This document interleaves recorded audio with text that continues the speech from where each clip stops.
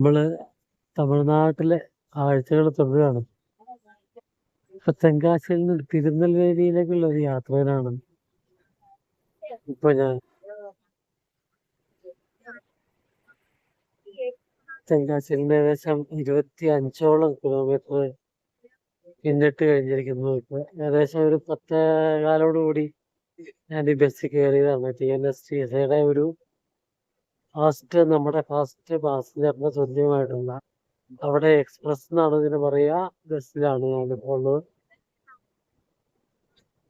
പോകുന്ന വഴിയിലെ കാഴ്ചകളൊക്കെയാണ് കുറെ തരിശ് ഭൂമികളുടെ കാഴ്ചകളാണ്. തമിഴ്നാടിന്റെ തനതായിട്ടുള്ള ഒരു കൃഷി നിലങ്ങളൊന്നും ഇവിടെ കാണാനില്ല എന്നുള്ളതാണ് ഒരു പ്രത്യേകത. ഇടയ്ക്ക് കുറെ തേക്ക് മരങ്ങൾ നിൽക്കുന്നുണ്ട്. അത് കഴിഞ്ഞ് കുറച്ച് വരുമ്പോഴത്തേക്കും അവിടെ കുറച്ച് കരിമ്പ് കൃഷിയുണ്ട്. ഇവിടെ കുറെ സ്ഥലങ്ങളുണ്ടല്ലേ. ഇതൊക്കെ റിയൽ എസ്റ്റേറ്റ് മാഫിയയ്ക്ക് വേണ്ടിയൊക്കെ, റിയൽ എസ്റ്റേറ്റ് പരിപാടികൾക്ക് വേണ്ടിയൊക്കെ മാറ്റിയിട്ടിരിക്കുകയായിരിക്കും എന്ന് എനിക്ക് തോന്നുന്നു. ഏതായാലും കുറെ പശുക്കളൊക്കെ ഇതില് മേഞ്ഞ് നടക്കുന്നുണ്ട്. അങ്ങനെ കുറെ വേപ്പ് മരങ്ങളുടെയും ഇടയ്ക്കിടയ്ക്ക് തേക്കും, അതുപോലെ ഒറ്റയ്ക്കൊറ്റയ്ക്കായിട്ട് നിൽക്കുന്ന മാവുകളുടെ കാഴ്ചകള്, അതുപോലെ നമ്മുടെ തമിഴ്നാടിന്റെ തനതായിട്ടുള്ള കുറെ നിർമ്മിതികളുടെ കാഴ്ചകള്, കുറെ വീടുകള്, ചെറിയ ചെറിയ വീടുകൾ. ഇത് ഈ കാണുന്നതൊക്കെ ആൾക്കാർ താമസിക്കുന്ന വീടാണ്. കാണുന്നതൊക്കെ വീടുകളാണ്. അപ്പൊ അങ്ങനെ പോകുമ്പോഴത്തേക്കും നമ്മള് ഈ പ്രദേശത്തെ എതിലെ പോയാലും നമുക്ക് ചെറിയൊരു കുന്നോ മലയോ ഒക്കെ കാണാൻ പറ്റും. നല്ല പച്ചപ്പ് നിറഞ്ഞു നിൽക്കുന്ന മലകള്. ഒരു 2-3 ദിവസം മുമ്പ് വരെ നല്ല മഴയായിരുന്നാണ് കേട്ടത്. ഏതായാലും വിൻമില്ലുകൾക്ക് ഈ ഒരു പ്രദേശത്ത് യാതൊരു പഞ്ഞവുമില്ല, ഇഷ്ടം പോലെ ഉണ്ട്. കാരണം നല്ല കാറ്റാണ്. അതുപോലെ റോഡ് സൈഡിലൊക്കെ സുലഭമായിട്ട് കരിക്ക് വിൽക്കാൻ വെച്ചിട്ടുണ്ട്. കണ്ടോ എത്ര കരിക്കേടാളാന്ന് നോക്കി. അതേപോലെ തന്നെ തെങ്ങിൻ തോപ്പുകളും ധാരാളമായിട്ടുണ്ട്. അയ്യപ്പന്മാര് സഞ്ചരിക്കുന്ന വണ്ടികള് റോഡ് സൈഡിൽ നിർത്തിയിട്ട് അവര് വിശ്രമിക്കുന്നു. അങ്ങനെയുള്ള കുറെ രസകരമായിട്ടുള്ള കുറെ കാഴ്ചകളൊക്കെ ആയിട്ടാണ് നമ്മുടെ ഈ ഒരു വീഡിയോ പോകുന്നത്.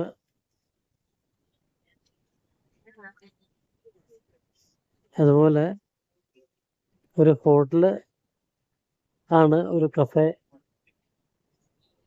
അതിന്റെ കൂടുതൽ നിലകളുടെ പണി പുരോഗമിക്കുന്നു.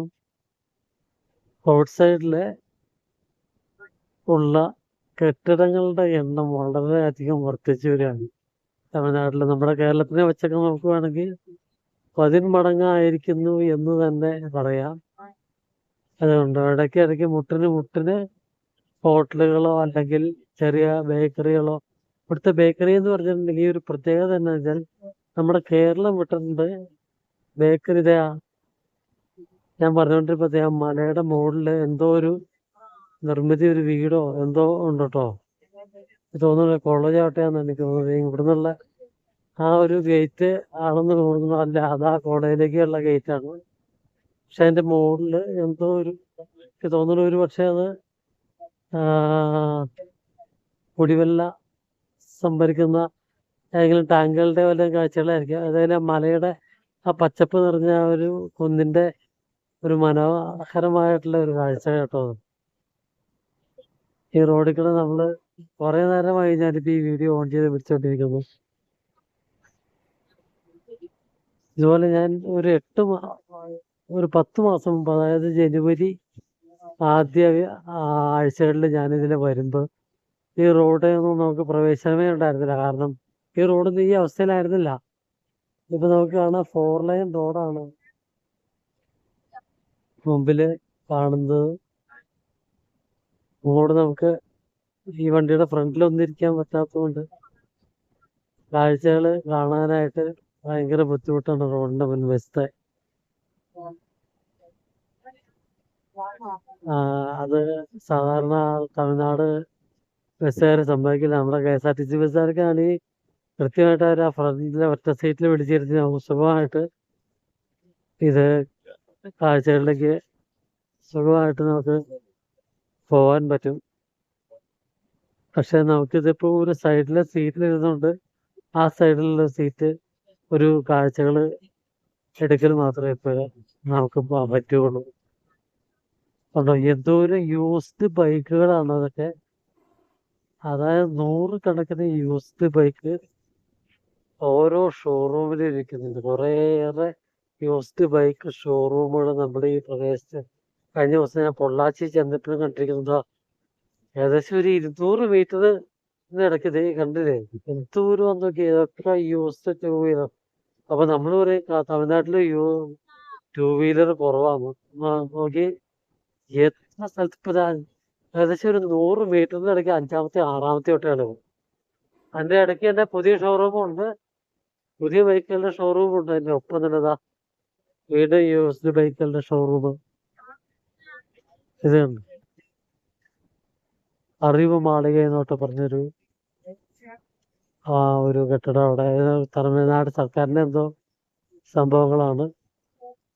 ഏതോ ഒരു ജംഗ്ഷനിലേക്ക് എത്തിയിരിക്കുന്നു. ജംഗ്ഷന്റെ പേരൊന്നും ആലങ്കുളം ബ്രാഞ്ച് എന്നായി. അവിടെ ഒരു ബ്രാഞ്ചിന്റെ പേര് എഴുതി വെച്ചിരുന്നത്. ആലങ്കുളം എന്ന് പറഞ്ഞ ഒരു ജംഗ്ഷനിലേക്കാണ് എത്തിയിരിക്കുന്നത്. റോഡുകളൊക്കെ വലുതാവുന്നതിനനുസരിച്ച് അവിടുത്തെ ടൗണുകളും ജംഗ്ഷനുകളും ഒക്കെ വലുതായിക്കൊണ്ടിരിക്കുകയാണ്. ഈ ആലങ്കുളവും തെറ്റില്ലാത്തൊരു ടൗണായിട്ട് വികസിച്ചിരിക്കുന്ന ഒരു കാഴ്ചയാണ് ഇപ്പോൾ കാണാൻ കഴിയുന്നത്. അങ്ങേ സൈഡിലും നല്ല ഒരുവിധം വലിയ ടൗൺ തന്നെയാണ്, നല്ല കാഴ്ചകളാണ്. പക്ഷെ അങ്ങോട്ട് പോകാനുള്ള ഒരു നമുക്കിപ്പോൾ ഒന്നും ചെയ്യാൻ പറ്റില്ല അവിടെ ഇരുന്നുകൊണ്ട്. നമുക്ക് ആ കാഴ്ചകളിലേക്ക് ഒന്നും പോകാൻ പറ്റുന്നില്ല. ഏതായാലും ഇവിടെ ഒരു ബസ് സ്റ്റാൻഡ് ഉണ്ട്. ഇതൊക്കെയാണ് ഈ ആലങ്കുളം ബസ് സ്റ്റാൻഡിലേക്ക് കയറിയിരിക്കുകയാണ്. അപ്പൊ നമുക്കിവിടെയുള്ള കാഴ്ചകൾ, ആലങ്കുളം ബസ് സ്റ്റാൻഡിന്റെ കാഴ്ചകൾ ഒക്കെ കാണാം. ശനിയാഴ്ച ആയതുകൊണ്ട് ഒരുപക്ഷെ സാധാരണ ശനിയാഴ്ചകളെക്കാളും ഒരുപാട് തിരക്കാണെന്ന് ബസ് സ്റ്റാൻഡിൽ. അതുപോലെ പാപനാശം എന്ന് പറഞ്ഞ സ്ഥലം ഇവിടെ അടുത്തെവിടെയാണ്. കാരണം ആലങ്കുളം പാപനാശം പോകുന്ന ബസ്സാണ് പതുക്കെ നീങ്ങിക്കൊണ്ടിരിക്കുന്നത്. അത് അങ്ങനെ വീണ്ടും ഞങ്ങൾ ബസ് സ്റ്റാൻഡിൽ നിന്ന് ബസ് പുറത്തേക്ക് ഇറങ്ങിയിരിക്കുകയാണ്. ഈ ഒരു പഴക്കടകളൊക്കെ നോക്കി, എന്ത് രസകരമായിട്ടുള്ള പഴക്കടകൾ അവിടെ കിടക്കണം നോക്കി. അതുപോലെ തന്നെ ഈ കടകളുടെ ഒക്കെ ഒരു കാഴ്ചകളുണ്ടോ, പഴയ രീതിയിലുള്ള കടകളുടെ. ഏതാണ്ട് പണ്ടൊക്കെ നമുക്ക് നല്ല ലൈവായിട്ടുള്ള കടകളാണ് ഇതുപോലെ ഒരു ചെറിയൊരു ടൗണിലൊക്കെ പോകുമ്പോൾ കാണാൻ കഴിഞ്ഞുകൊണ്ടിരിക്കുന്നത്. പക്ഷെ ഇപ്പൊ ഒരു പക്ഷെ കടകളുടെ എണ്ണം കൂടിയതുകൊണ്ടാണ് എല്ലാത്തിനും ഒന്നും ഈ പറഞ്ഞ പോലെ ആൾക്കാരൊന്നുമില്ല, കടകളുണ്ടെന്ന് മാത്രമേ ഉള്ളൂ. അവിടെയൊക്കെ പക്ഷെ ഒരുവിധം കുഴപ്പമില്ലാത്ത കച്ചവടം നടക്കുന്നുണ്ടാവും. എന്തൊക്കെയോ ഫുള്ളായിട്ട് വഴി തീർന്നിട്ടില്ല കേട്ടോ.